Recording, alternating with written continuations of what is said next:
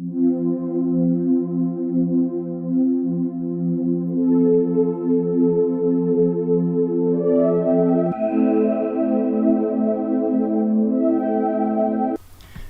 18 juillet 2022, France Bleu a recueilli le témoignage de maître Philippe Pressec, l'avocat de la cousine de Delphine Jubilard.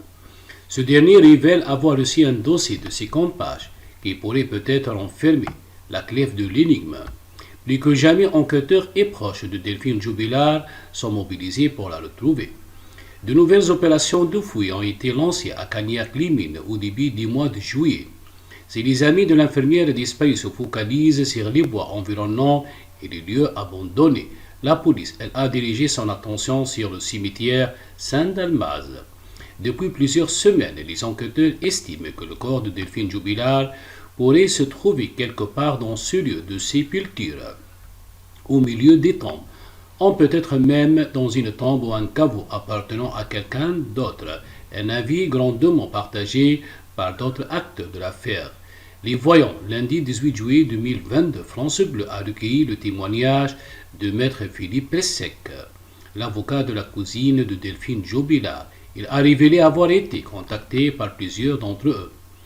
Il suffit d'ouvrir les caveaux abîmés de l'Allemagne à la France. Les voyants et d'autres médiums sont nombreux à contacter les autorités pour dévoiler leurs voisins. Dans celle-ci, ils passent la mère de famille dans le cimetière.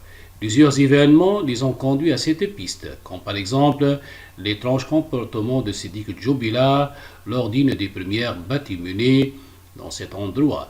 Maître Philippe Pressec est lui aussi d'avis qu'il faut concentrer les efforts sur ce fameux cimetière.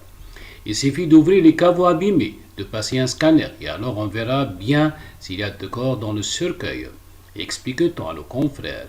Et pour cause, de nombreux courriers sont arrivés sur son bureau ces dernières semaines, dans ceci des personnes qui se disent douées de pouvoir surnaturel pointent ce lieu du doigt. Un courrier en particulier a attiré son attention, celui d'un voyant qui a détaillé sa théorie dans un dossier long de 50 pages.